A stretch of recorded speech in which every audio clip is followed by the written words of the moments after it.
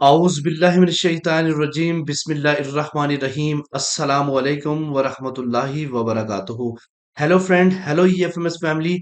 उम्मीद है कि आप बिल्कुल ठीक-ठाक होंगे, खैर और आफियत के साथ होंगे। एक बार फिर आपको वीकली फोरकास्ट में हम वेलकम करते हैं और ये वीकली फोरकास्ट स्टार्ट हो रहा है 20 नवंबर से लेके 24 नवंबर तक, 20 से लेके 24 तक आने वाले वीक में हम देखेंगे कि मार्केट अपना कैसे बिहेव करती है। मेरे वो दोस्त, मेरे वो अजीज जो ऑनलाइन फॉरेक्स ट्रेडिंग से पैसा कमाना चाहते हैं, सेफ ट्रेड करना चाहते हैं, जिनकी ट्रेड नेगेटिव से स्टार्ट होती है, नेगेटिव पे ही जाके खत्म होती है, ये वीडियो आपके लिए है। स्किप मत कीजिएगा, कंप्लीट देखें ताकि आने वाले वीक में आपको समझ आ सके कि डीएक्सवाई की क्या पोजीशन रहेगी, गोल्ड की क्या पोजीशन रहेगी। इस वीक के अंदर हम दो तरह का एनालिसिस करेंगे। नंबर वन फंडामेंटल और second one is technical. Fundamental के हवाले से जो हम बात करेंगे वो हम देखेंगे कि पीछे आने वाले ये जो लास्ट वीक गुजरा है, इस वीक में ऐसे कौन से इंपॉर्टेंट इवेंट्स थे और उनका डॉलर के ऊपर क्या इफेक्ट पड़ा और गोल्ड के ऊपर डायरेक्टली इनडायरेक्टली क्या असरात हुए उसके। इसके अलावा हम बात करेंगे आने वाला वीक जो कि 20 से 24 तक है, उसके ऊपर ऐसी कौन सी फंडामेंटल इवेंट्स हैं जो कि मार्केट के ऊपर असरअंदाज होने वाले हैं।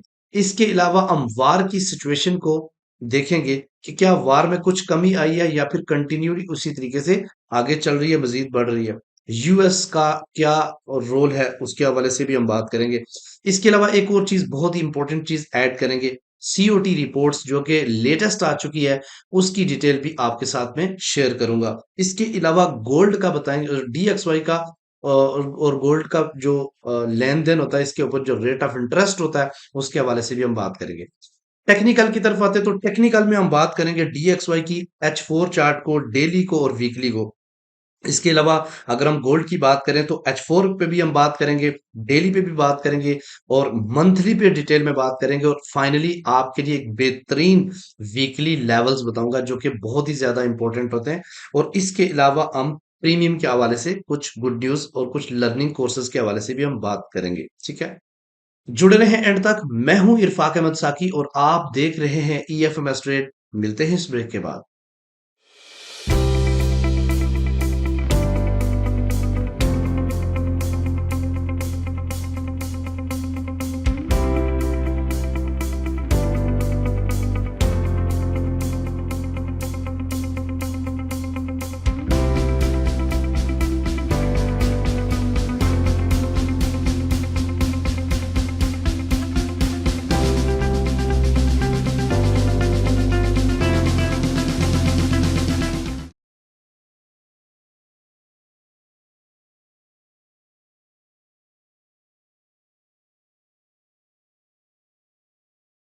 Welcome friend.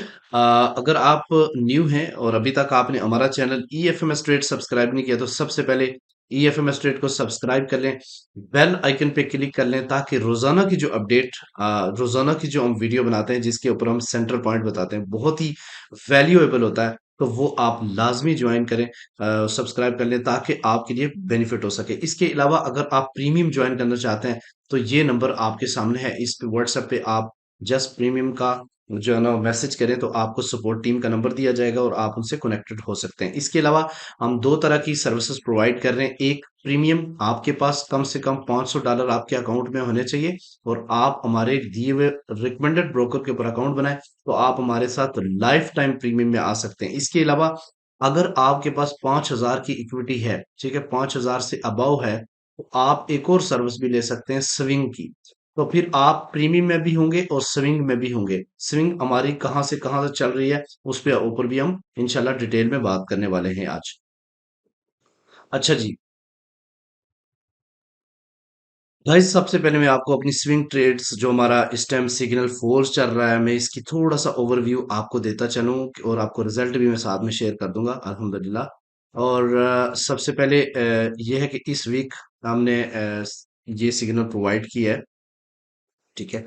और 16 नवंबर को ये सिग्नल लॉन्च किया गया और इसकी जो एंट्री पॉइंट था वो ये है 1960 और 1963 और एसएल इसका 1930 रखा था और पहली जो टीपी थी 70, दूसरी 85 और तीसरी अभी ओपन है। अब हमने जो एसएल है उसको ब्रेक इवन कर दिया है, और पहला टीपी पे ऊपर हमने 30% बुक कर लिया, उसके ऊपर जो रेस्ट है उसका 30% हमने 1985 पे बुक किया। बाकी अभी ओपन है, मार्केट पुल बैक करेगी, अगर नहीं तो हमारा ब्रेक इवन बाकी होगा, अदरवाइज ऊपर की तरफ हम देखेंगे कि हो सकता है कि 2030 या 2070 तक उस टीपी को चलाएं। तो अगर आप इसी तरीके से स्विंग में आना चाहते हो तो सबसे अच्छी बात यह क्योंकि महीने में एक या दो सिग्नल होते हैं और इतने लॉन्ग होते हैं कि आप उसी से अपनी पूरी एवरेज कर सकते हैं डेली बेस पे ट्रेड करने के बजाय। तो उसके लिए आपके पास कम से कम $5000 आपके अकाउंट में होने चाहिए, तभी आपको मैं इस स्विंग में ऐड करूंगा, ठीक है। और अगर आप स्विंग में आना चाहते हैं तो जस्ट मेरे व्हाट्सएप पे स्विंग टाइप करके लिखें तो आगे आपको डिटेल दी जाएगी, ठीक है। अच्छा जी, आते हैं अपने इम्पोर्टेंट पॉइंट की तरफ। तो सबसे पहले ये चीज हो गई यहाँ तक क्लियर्स। अच्छा, अब फंडामेंटली के हवाले से हम बात करते हैं तो सबसे पहले हम चलते हैं फॉरेक्स फैक्ट्री की, और फॉरेक्स फैक्ट्री में सबसे पहले हम बात करते हैं लास्ट वीक की। तो लास्ट वीक में ट्यूसडे को जो अपडेट थी, जो न्यूज थी, उसके हवाले से हम बात करेंगे। जैसे सीपीआई था, सीपीआई का डाटा फुली नेगेटिव आया। अब मैंने आपको पहले भी बताया था, आपको अगर याद हो कि लास्ट वीक में भी मैंने आप बल्कि 2-3 मंथ पहले मैंने आपको बता दिया था कि अब ये जो है नवंबर के महीने में डीएक्सवाई को गिराएंगे और गोल्ड मजीद ऊपर जा सकता है। अब ये सेम वही सिचुएशन हो रही है, कंटिन्यू देखें। लास्ट मंथ में अगर देखते हैं, लास्ट वीक में अगर इस महीने के पिछला जो महीना था अक्टूबर का देखें तो वो कंटिन्यूली पॉजिटिव न्यूज ला रहे थे, अभी कंटिन्यूली नेगेटिव आ रही है, ठीक है। सीपीआई नेगेट का डाटा नेगेटिव था, उसके अलावा अगर हम बात करते तो जो पीपीआई थी वो नेगेटिव थी, उसके अलावा ये छोटी मोटी न्यूज भी काफी ज्यादा नेगेटिव आई हैं, ठीक है। अनएम्प्लॉयमेंट क्लेम्स भी नेगेटिव, तो जिसकी वजह से डीएक्सवाई के ऊपर काफी फर्क पड़ा, डीएक्सवाई काफी ज्यादा क्रैश हुआ है, मजीद क्रैश हो सकता है। अब देखते हैं आने वाला जो वीक है उसके के मुताबिक मार्केट कैसे बिहेव करेगी। ये जो वीक है ये स्टार्ट हो रहा है एक्चुअली 20 नवंबर से लेकर 24 नवंबर तक, और देखते हैं कि इस वीक में ऐसे कौन से इंपॉर्टेंट फंडामेंटल्स हैं जो कि मार्केट के ऊपर असरअंदाज हो सकते हैं। मंडे वाले दिन कोई न्यूज नहीं है, लिहाजा मार्केट कोई ज्यादा वोलेटाइल मूव नहीं कर सकती। उसके अलावा अगर हम बात करते हैं ट्यूसडे की, 21 नवंबर की, तो उस दिन एफओएमसी है रात के 11 बजे, और ये एफओएमसी थोड़ा बहुत मार्केट को वोलेटाइल कर सकती है। उसके अलावा अगर हम वेनेसडे की बात करते हैं 22 की, तो यूएस सेशन में जो डाटा आना है उसमें ऑलमोस्ट अनएम्प्लॉयमेंट क्लेम्स हैं, डबल डोर्स गुड्स ऑर्डर्स हैं, उसके अलावा ड्यूरेबल्स गुड्स ऑर्डर्स हैं, और इसके अलावा कंज्यूमर सेंटिमेंट्स का डाटा आना है 7 बजे, ठीक है। तो थर्सडे वाले दिन मुकम्मल छुट्टी है, गिविंग थैंक्स हॉलीडेज, अमेरिका के अंदर बैंक्स बंद है। उसके अलावा फ्राइडे वाले दिन फ्लैश पीएमआई है, और यूं समझ लें कि वेनसडे और फ्राइडे सिर्फ ये दो दिन है जिनमें हाई इम्पैक्ट न्यूज है, बल्कि ट्यूसडे वाले दिन भी है, एफओएमसी है वो। तो इतनी ज्यादा आने वाले वीक में मार्केट वोलेटाइल नहीं, मतलब इतने बड़े इवेंट नहीं है। इवेंट हो सकते हैं, वार के हवाले से प्रॉब्लम हो सकती है क्योंकि वार में शिद्दत है काफी ज्यादा, ठीक है, ये चीज ध्यान में रखिएगा। अब हम आते हैं जनाब अ, अपनी एफ जो सीओटी रिपोर्ट है गोल्ड की, उसके हवाले से बात करते हैं। तो लास्ट भी मैंने रिपोर्ट्स की अलग वीडियो बनाई थी, इसके ऊपर भी मैं अलग बनाऊंगा, लेकिन अभी इसके अंदर ऐड करते हैं फंडामेंटल में कि 11 जो है ना को ये अपडेट हो चुकी है नवंबर की। अब इसके अकॉर्डिंग बड़ी इंटरेस्टिंग चीजें हैं, ठीक है, गोल्ड की। अब देखिए, नॉन कमर्शियल और कमर्शियल, ये जो मार्केट मेकर्स हैं यही अपना किरदार अदा करते हैं। अब नॉन कमर्शियल की अगर आप लॉन्ग में देखें तो 7301 नॉन कमर्शियल जो है ना वो बाय से निकला है, यानी उसने अपनी बाय की जो एंट्री थी वो एग्जिट की है 7301। और अगर हम बात करते हैं नॉन सॉरी शॉर्ट्स की, तो ऑलमोस्ट 3539 में वो सेल में बैठे हैं जाके, ठीक है। तो अब समझ लें कि मार्केट की जो रिजेक्शन थी ऊपर से, इसकी बड़ी रीजन ये भी हो सकती है, ठीक है। उसके अलावा अगर कमर्शियल की बात करते हैं तो वो लॉन्ग में सिर्फ, यहां बड़ी इंटरेस्टिंग चीज है, सिर्फ +77 ऐड हुए, लेकिन 8995 कमर्शियल ने भी शॉर्ट को एग्जिट किया, ठीक है, यानी शॉर्ट में ये भी निकले हैं, ठीक है। अब सवाल ये पैदा होता है कि नॉन कमर्शियल थोड़े शॉर्ट में बैठे हैं, जबकि जो कमर्शियल है वो जो है ना वो शॉर्ट से निकले हैं। तो लेकिन लास्ट आपको याद होगा कि लॉन्ग में ये कितने थे, ऑलमोस्ट 16,000 से शॉर्ट में 16,000 थे, तो 16,000 में से 8,000 निकले, बाकी तो अभी भी जो है ना वो शॉर्ट में ही है। ठीक है, ये चीज भी ध्यान में रखिएगा। तो नॉन रिपोर्टेबल भी जो है ना वो आपके सामने वैल्यू है। तो अगर हम इसकी ग्राफिकली रिप्रेजेंटेशन देखें तो उसके हवाले से क्या इंडिकेशन है वो भी हम देख लेते हैं। उसके हवाले से अगर हम बात करते हैं तो जो कमर्शियल है वो इस वक्त 72% शॉर्ट में है और सिर्फ 27.9% लॉन्ग में है। लेकिन अगर नॉन कमर्शियल की बात की जाए तो ये इसके अगेंस्ट 71% ये लॉन्ग में है और ऑलमोस्ट 28% शॉर्ट में है। ठीक है, और रिपोर्टेबल जो है ना वो भी ज्यादा लॉन्ग में है। तो ये जो कमर्शियल है किसी टाइम भी एग्जिट करेंगे अपनी सेल पोजीशंस को और मार्केट को दोबारा रीटेस्ट करने के बाद पुल बैक दे सकते हैं। ये चीज ध्यान में रखिएगा। अच्छा। अब आते हैं, ये आप अपने पास एक वेबसाइट ओपन करके रखें financialjuice.com। इसमें जो अपडेट आती जाएंगी वो न्यूज़ पढ़ें, जो रेड में होगी वो काफ़ी ज़्यादा हाई वोलेटाइल होगी और आपको वार के हवाले से बहुत अच्छी इंफॉर्मेशन यहाँ से मिलती जाएगी। अच्छा, गोल्ड का रेट ऑफ जो इंटरेस्ट है उसके हवाले से हम बात करने वाले थे। तो गोल्ड का इस टाइम जो रेट ऑफ इंटरेस्ट न्यू निकला है वो मैं आपको बताऊं कि तकरीबन 4,86,634 ये अपडेट हुई है जो नवंबर 14 को। और ये कंटिन्यूली बढ़ रहा है। अगर आप इसकी ओवरऑल हिस्ट्री की बात करते हैं तो मैं आपको थोड़ी सी हिस्ट्री भी दिखा देता हूँ कि हिस्ट्री में ये किस तरीके से इंक्रीज कर रहे हैं। लास्ट अगर सेवन्थ की बात करें तो 4,84,347 था और अब 4,86,634 है। तो मजीद हर दफा ये बढ़ता ही जा रहा है। ठीक है, इंटरेस्ट इससे भी ये लग रहा है कि गोल्ड मजीद बाइंग पावर ज्यादा है और सेल जस्ट रीटेस्ट कर सकता है और हो सकता है कि मजीद ये ऊपर की तरफ भी पुल बैक दे। ठीक है, ये चीज भी जहन में रखिएगा आपको। अच्छा, ये था जनाब फंडामेंटल। उम्मीद है कि आपको काफी ज्यादा इंफॉर्मेशन मिली होगी फंडामेंटल के हवाले से। अब हम आते हैं जनाब टेक्निकल की तरफ। टेक्निकल में सबसे पहले हम डीएक्सवाई के हवाले से हम बात करेंगे क्योंकि हमारा कंसर्न ज्यादा टेक्निकल साइड पे होता है। तो सबसे पहले मैं आपको बताऊं, ये आपके सामने H4 का चार्ट मौजूद है और मैंने लास्ट टाइम आपको ये लाइन ड्रा करके दी थी और मैंने आपको बोला था इस लाइन के तो जब तक डीएक्सवाई ऊपर क्रॉस नहीं करेगा ये क्रैश करेगा और एग्जैक्टली ऐसा ही हुआ। मार्केट क्रैश हुई। दोबारा से मैं आपको ये लाइन बता दूं कि जब तक 104.5 से ऊपर जाके कोई बड़ी कैंडल क्लोज नहीं करता तब तक ये गिरता ही रहेगा। अब मैंने आपके सामने एक ट्रेंड लाइन ड्रा की है। इस वक्त ये मुकम्मल क्रैश फॉर्म में है और ये अपने डिमांड जोन की तरफ जा सकता है जो कि 103 और 102 का एरिया है। ठीक है, और ये अगर यहाँ जाता है तो डेफिनेटली एक वक्त है गोल्ड को 2000 से ऊपर जाने की देर है, वो मजीद ऊपर पंप हो सकता है। तो ये वाला यहाँ से अगर रिटेस्ट करना हुआ तो एक बार 104.8 तक आने के बाद फिर ये दोबारा से क्रैश कर सकता है। अगर हम इसकी ज्यादा वाजिया देखना चाहें तो डेली में आप देखें, लास्ट में इतनी बड़ी क्रैश कैंडल बनाई। क्रैश कैंडल के बाद हमने फेब अप्लाई किया और इसका जो 50% था वो एरिया था 104.8, लेकिन इसने 23% रिट्रेस किया और दोबारा से गिर गया। ठीक है, ये लेवल होते हैं रिट्रेसमेंट के और एग्जैक्टली इसने दोबारा से रिट्रे और ये गिर गया और अब ये इसका जो अगला लेवल है 103.6 और ये डिमांड जोन है। अगर इसको तोड़ देता तो ये मजीद 100 से भी नीचे जा सकता है। लेकिन ये एरिया जो है ना बहुत ही ज्यादा पावरफुल है। इस एरिया से हम सिर्फ डिमांड ही देखेंगे इसकी। ठीक है, अगर हम बात करते हैं इसके वीकली की तो मैं आपको ये भी बताऊं, अगर वीकली में आप इतना ऊपर से क्रैश हुआ अगर इसके ऊपर आप फिर अप्लाई करते हैं तो फिर देखें ये रिट्रेसमेंट कितनी कर सकता है। ठीक है,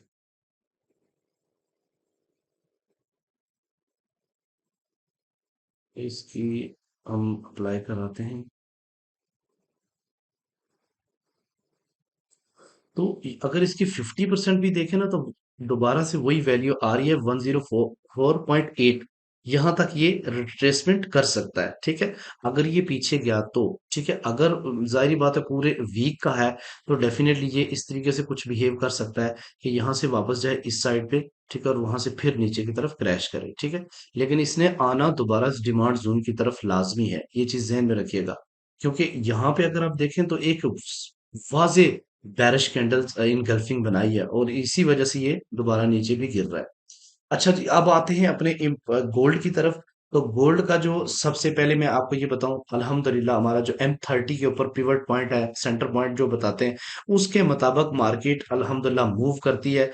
आप ये देखो, एग्जैक्टली exactly ये फ्राइडे वाले दिन करीब, मैं इसलिए बताता हूँ आपको याद होगा, फ्राइडे वाले दिन मैं यहाँ से वीडियो बना रहा था तो मैंने बोला था मार्केट पहले ऊपर जाएगी, इस एरिया को टेस्ट करेगी, फिर वापस आ सकती है। एग्जैक्टली exactly देखें, मेरे एरो के साथ साथ मार्केट चलती रही और यहाँ से रिजेक्शन के बाद वापस आई। इस एरिया को काफी बार, एक दो तीन बार रिजेक्शंस मिली और फिर उसके बाद डेफिनेटली न्यूज पॉजिटिव थी जिसकी वजह से इसको ब्रेक मिला, और ब्रेक मिलने के बाद दोबारा इसने रेस्पेक्ट की है, इस एरिया ने दोबारा से इसको नीचे की तरफ खींच दिया, ठीक है, इस सेंटर पॉइंट ने। तो बहुत ही जबरदस्त काम करता है ये सेंटर पॉइंट, लिहाजा इसको मिस मत किया करें, ठीक है। अच्छा जी, हम आते हैं डेली के H4 पे। तो H4 की जो आप खाली हमारे डेली की H4 के लेवल निकाल लिया करें, मैं बिलीव से कह सकता हूं कि आप पूरा महीना अगर सिर्फ H4 के लेवल के ऊपर ट्रेड करें, आप इंशाल्लाह एवरेज प्रॉफिट में रहेंगे, ये मैं आपको इंश्योर करता हूं। आप मेरी वीडियो बेशक उठा के देख लें। तो मैंने आपको फ्राइडे वाले दिन ये वाला लेवल दिया था 1992 का, कि यहां से रिजेक्शन हो सकती है। देखिए एग्जैक्टली मार्केट ने वहां से रेस्पेक्ट की है और नीचे की तरफ आ गई, ठीक है। और फिर उसके बाद मैं आपको ये भी बताऊं, ये इसकी सपोर्ट है, ठीक है। और इसको H4 नीचे क्लोज करेगा तो ही अगली की तरफ जाएगा, अदरवाइज वापस पुल बैक कर सकता है, ठीक है।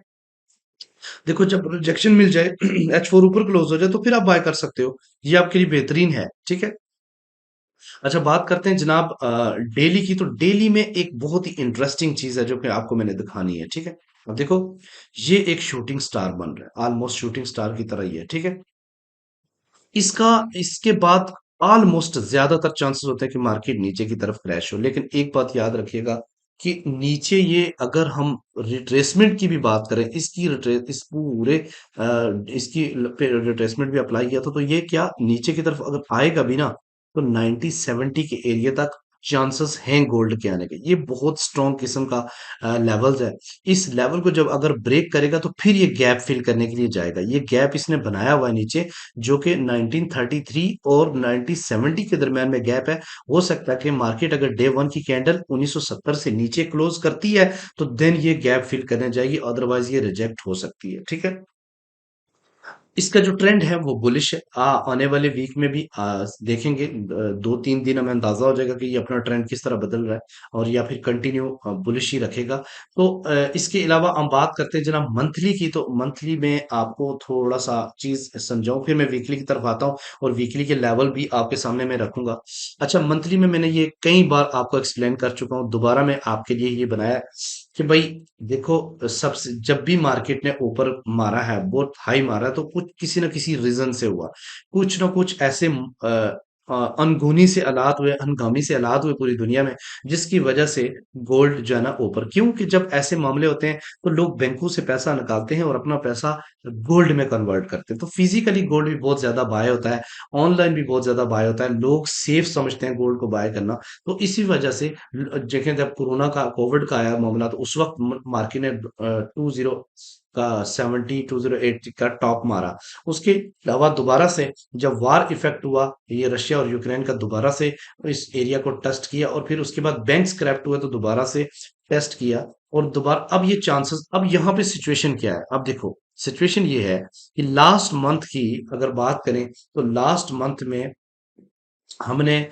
इसका जो वो निकाला था, अपना रिट्रेसमेंट, उसमें सिर्फ 38% यहाँ बनता है, 38%, 50% बनता था 1907 तक। तो वहां तक तो मार्केट नहीं आई, लेकिन 38% इसने किया है। एग्जैक्टली वहां से मार्केट ने पुल बैक दिया और वापस यहां तक, क्योंकि जब वार कंटिन्यू, तो पीछे कुछ भी हो तो मार्केट ने दोबारा से पुल बैक करना है। अब क्या होना है, ये चीजें समझनी बहुत जरूरी है। ये जोर से समझना कि अगर मंथली कैंडल, जिसके अभी 12 दिन बाकी हैं, अगर मंथली कैंडल 2012 से ऊपर जाके क्लोज कर देती है, तो इसका अगला टारगेट जो होगा ना, वो 2070 या 80 है, ये बात याद रखना। लेकिन अगर ये दोबारा से 1935 के आसपास या 1950 से नीचे जाके मंथली कैंडल क्लोज होती है, तो फिर ये मजीद नीचे की तरफ जाएगा और 1850 तक गोल्ड हिट कर सकता है। ये बहुत ही ज्यादा इंपॉर्टेंट 12 दिन है। इन दिनों में डिसीजन होगा कि ये ऊपर की तरफ गोल्ड जा सकता है या फिर मजीद नीचे की तरफ, ठीक है। अब आते हैं इम्पोर्टेंट अपने पॉइंट की तरफ, और ये है जनाब वीकली चार्ट्स। तो वीकली चार्ट के हवाले से मैं आपको लेवल्स भी बताऊंगा, लेकिन उससे पहले मैं आपको थोड़ा सा कुछ चीज बताऊं कि यहाँ पे एक कैंडल्स बनी, ठीक है, और फिर उसके बाद इतनी बड़ी बैरिश कैंडल्स बनी है, और बैरिश कैंडल्स लास्ट आपको याद होगा जब मैं वीडियो बना रहा था तो उस वक्त 1938 पे वीकली क्लोजिंग दी थी, ठीक है। अगर वहां से हमने फेब अप्लाई किया था तो 100% उस वक्त की आज वीडियो उठा के मेरी देख लें, मैंने बोला था अगर मैक्सिमम गोल्ड रेट जाएगा रिट्रेसमेंट में तो 100% कौन सा एरिया बनता है, 1932 और 33 का एग्जैक्टली मार्केट यहाँ, और यहाँ से वापस आई है। ऑलमोस्ट ऑलमोस्ट अगर आप देखें तो तकरीबन 120 पिप्स नीचे मार्केट रिजेक्ट हो चुकी है, ठीक है। तो सवाल ये होता है कि ये इतना बड़ा रिट्रेसमेंट करने के बाद मार्केट यहाँ पे कि अगर इसको मजीद नीचे आना है तो मैं आपको बताऊं मार्केट जो है ना 1960 1950 के एरिया तक भी आ सकती है, लेकिन उसके बाद फिर पुल बैक देगी ऊपर की तरफ। लिहाजा आने वाले वीक में मोस्ट इंपॉर्टेंट है कि आप डीप से बाय को ज्यादा कंसीडर करें। मेरा ये सजेशन है कि बाय को ज्यादा कंसीडर करें वीक से, वो आपके लिए फिर डेली की वीडियो पे भी एज मिल जाता है आपको, पॉइंट मिल जाते हैं आपको, लेवल्स मिल जाते हैं, तो वो आपके लिए ज्यादा यूजफुल होती है, ठीक है। फ्रेंड्स मैं अभी आपको लेवल्स लगा के दिखाता हूँ, फिर उन लेवल्स को आप अपने पास नोट डाउन कर लें ताकि आपके आने वाले वीक में बेनिफिट साबित हो सके। फ्रेंड आपके सामने वीकली लेवल्स लग चुके हैं, मैं आपको जरा बता देता हूँ कि वीकली लेवल्स का है। इस वक्त जो गोल्ड का वीकली पिवट है वो 1980 है, ठीक है। 1980 वीकली पिवट्स है, बहुत ही इंपॉर्टेंट होता है वीकली पिवट्स, ये बात याद रखना। मार्केट जितना मर्जी इससे अवे चली जाए, अप चली जाए, डाउन चली जाए, ये अपनी तरफ अट्रैक्ट करता है लाजमी, ठीक है। तो अगर हम बात करते हैं जनाब इसकी प्राइस की तो लेवल्स की, तो सबसे पहले मैं आपको बताता चलूं, अगर हम रेजिस्टेंस की बात करते हैं तो पहली जो रेजिस्टेंस है वो एरिया जो बनता है, जोन बनता है, वो 1993 और 1997 का एरिया, क्योंकि काफी बार मार्केट यहां से रिजेक्शन दे चुकी है और ये वीकली लेवल्स है, ठीक है। अगर इसको ऊपर की तरफ ब्रेक करेगा तो अगला जो लेवल बनेगा वो ना 2018 और 2022 का एरिया है, ये वाला काफी स्ट्रांग है। और अगर इसको ब्रेक करेगी तो डेफिनेटली फिर एक स्ट्रांग सेलिंग जोन में जाएगी 2048 और 2052 की तरफ।